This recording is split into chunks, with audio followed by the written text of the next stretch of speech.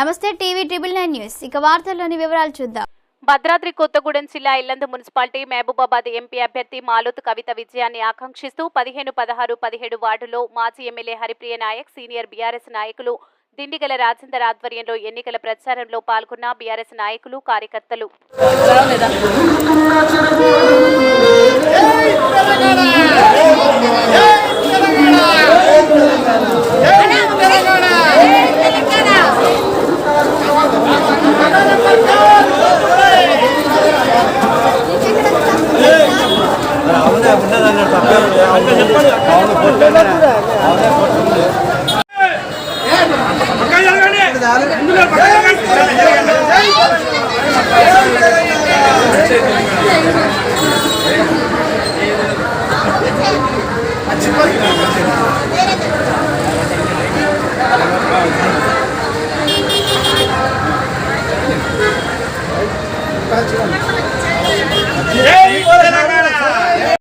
మూడు సార్లు మరి మేము చేస్తాము అనేసి మాట తప్పుతూ ఇన్ని రోజులు మరి డిసెంబర్ నెల పోయింది, 100 రోజులు పోయాయి.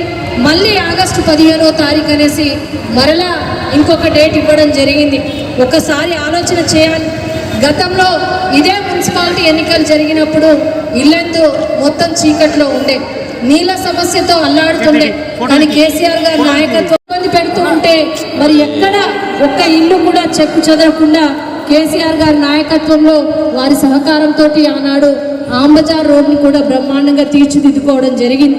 మీకు అందరికీ తెలుసు, మరి ఈ 5 నెలల కాలంలోనే మరి కరెంటు కోతలు మొదలైనవి.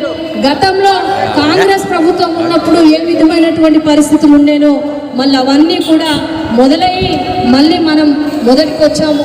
మిమ్మల్ని అందరినీ కోరేది ఒకటే, మరి ఇచ్చినటువంటి 6 గ్యారెంటీలు అమలు కావాలన్నా, ఇచ్చినటువంటి హామీలు అమలు చేయాలన్నా కూడా ప్రశ్నించే గొంతుక కావాలి. మరి కవిత గారు, మాలోత్ కవిత గారు పార్లమెంటు సభ్యురాలుగా ఉండగా ఎన్నోసార్లు మన ఇల్లందు నియోజకవర్గానికి రావడం జరిగింది. అనేక అభివృద్ధి కార్యక్రమాల్లో పాలు పంచుకోవడం జరిగింది. మరి అటువంటి అభ్యర్థి మరలా మన ముందుకొచ్చారు. మిమ్మల్ని అందరినీ మరి వారి కారు గుర్తుపై ఓటు వేసి, 2వ నెంబర్ కారు గుర్తుపై ఓటు వేసి మాలోత్ కవిత గారిని అత్యధిక మెజార్టీతో గెలిపించవలసిందిగా మిమ్మల్ని అందరినీ కోరుతా ఉన్నాను చెప్పి విజ్ఞప్తి చేస్తూ, ముఖ్యంగా గత 5 నెలల క్రితం మాయా మాటలతో 6 గ్యారెంటీల పేరిట 13 అంశాలే కాకుండా మొత్తం 420 పార్టీ 420 హామీలు 420 హామీలు ఇవ్వడం జరిగింది. దాంట్లో కేవలం 1, 2 అమలు చేసి మేము మొత్తం 6 గ్యారెంటీలు అమలు చేసినామని చెప్పి ప్రజల్ని మోసగిస్తున్న విషయం మనందరికీ తెలుసు.